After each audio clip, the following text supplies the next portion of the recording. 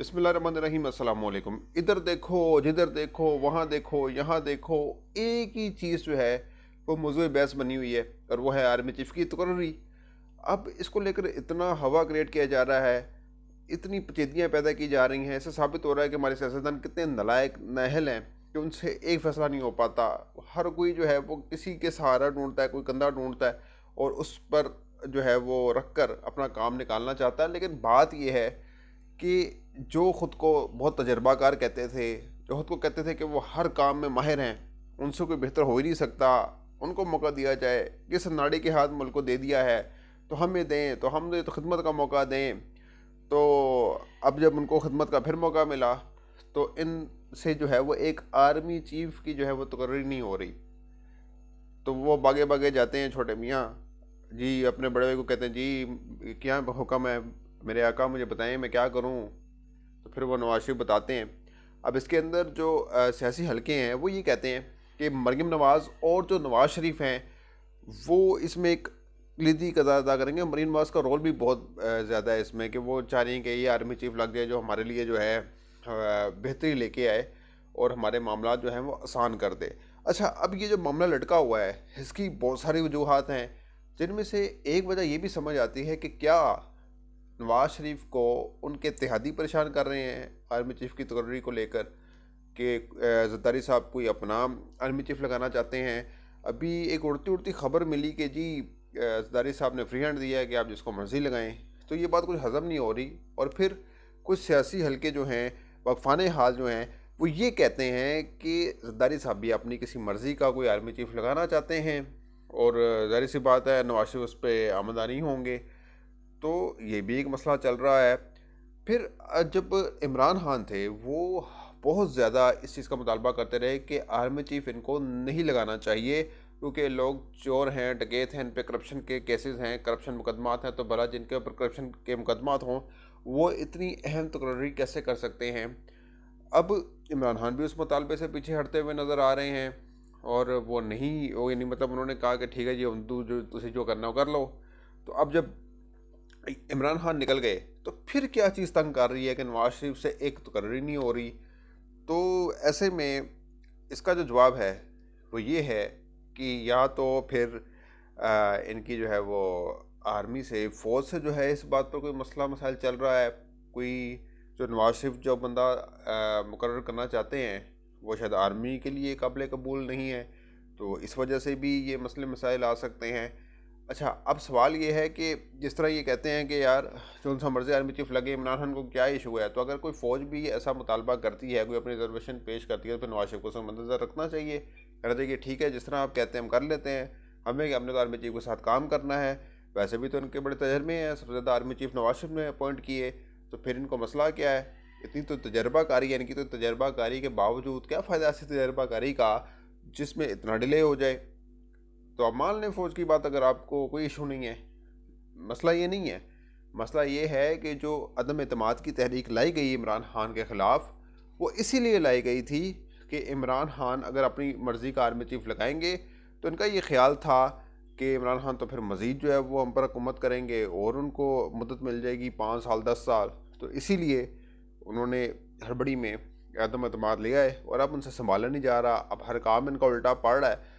तो अब जब नवाज शरीफ जो हैं उनके अपने सियासी मफादात बहुत ज़्यादा जुड़े हुए हैं इस चीज़ से कि अब वो चाह रहे हैं कि मुझे दबाव ना डाले वो आर्मी चीफ जो नया है कि नए इलेक्शन करा दो। तो वो उसमें भी कुछ वो जांच रहे हैं, पड़ताल कर रहे हैं कि अगर मैं इस आर्मी चीफ को लगाऊंगा तो ये मुझे इंतखाबात के लिए नहीं कहेगा और बाद में क्या पता वही इंतखाबात के लिए कह दे, जल्दी मजबूर कर दे, वही काकड़ फार्मूला पेश कर दे, तो क्या करेंगे फिर नवाज शरीफ। तो पता तो कुछ नहीं होता किसी को। और जो आर्मी चीफ अपॉइंट होगा वो न्यूट्रल रह के खेलेगा, वो ये नहीं कहेगा कि यार नवाज शरीफ अपॉइंट किया तो मैं इसकी फेवर में ना जाऊं, लोग समझेंगे यार ये तो इसका आदमी है, ना वो इमरान खान को सपोर्ट करेगा। वो एक मामला को आगे लेकर चलेंगे।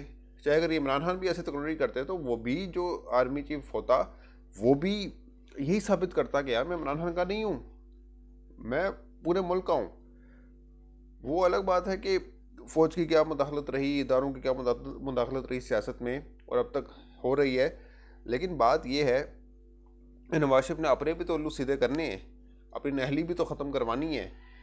तो उसने वो सारा सोच समझ के ये जो है वो खेल रहा है नवाज शरीफ। और दूसरी बात ये है कि नवाज शरीफ को ये लगता है कि वो जो एक पेज वाला मामला था जो इमरान खान और फौज के दरमियान था, वो जो इनको बहुत नुकसान पहुंचा नवाज शरीफ को इस वजह से, बकौल नवाज शरीफ के, तो वो सिविल मिलिट्री ताल्लुकात को बैलेंस करना चाहते हैं बेसिकली।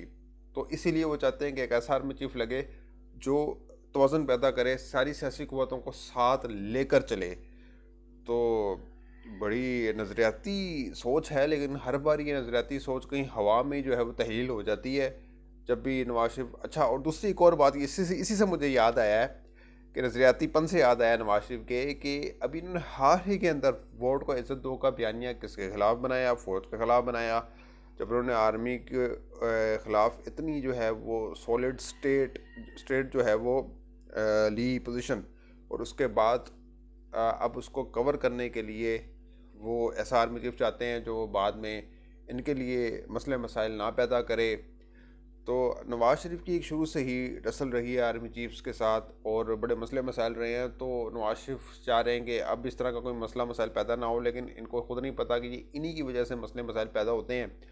और अब भी वो ये चाहते हैं कि ऐसा आर्मी चीफ आ जाए जिससे इनके मसाइल दूर हो जाएं। लेकिन अभी जब इतना लटका रहे हैं मामला, और जैसा कि मैंने कहा है कि एक अहम तकर्री को लेकर फ़ौज और नवाज शरीफ जो हैं अगर वो आमने सामने आ रहे हैं तो फिर ये तो और ख़तरनाक सिचुएशन हो जाएगी। ऐसे तो फिर नवाज शरीफ मज़ीद इनकी पोजीशन कमज़ोर होगी और मज़ीद ये साबित करेंगे कि ये फ़ौज के कितने खैर ख्वाह हैं और कितने नहीं हैं।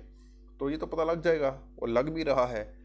तो अब इसको ये तूल दिया गया कि जी वो MBS जो हैं शहज़ादा सलमान, वो पाकिस्तान का दौरा इन्होंने इसलिए मुलतवी कर दिया क्योंकि ये चल रहे थे मामलात आर्मी चीफ की तकर्री के हवाले से, और ये भी शुल्ली छोड़ी गई कि जी ये शहज़ादे जो हैं ये कोई किरदार अदा करेंगे आके और कोई तकर्री का बताएंगे कि इसको तैनात करें। तो लेकिन वो आए नहीं इस वजह से कि वो कंट्रोवर्शियल ना हो जाएं।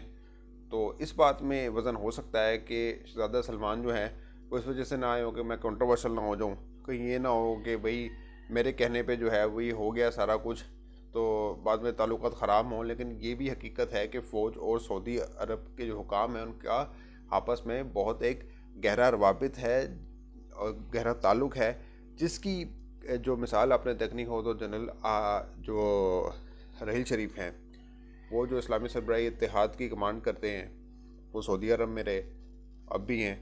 तो ये साबित करता है कि फ़ौज और सऊदी अरब के ताल्लुकात कितने मजबूत हैं और ये दोनों कितने करीब हैं। तो यही तो बात होती है कि जब भी आर्मी चीफ यहाँ पे मुंतखब होते हैं तो वो सऊदी अरब का ही दौरा करता है मोस्ट प्रोबेबली। तो ये सारा सिनेरियो देखते हुए अभी तो लग ऐसा रहा है कि ये फिर कोई अपने पाँव पर जो है वो कुल्हाड़ी नहीं बल्कि कुल्हाड़ी पर पाँव मारने का कोई इरादा रख रहे हैं नवाज शरीफ साहब, क्योंकि सिरे पाए खा खा के इनकी जो अपनी अक्ल है ना वो बहुत मोटी होती चली जा रही है। तो मिलते किसी अगली वीडियो में, अपना बहुत ख्याल रखिएगा। अल्लाह हाफ़िज़।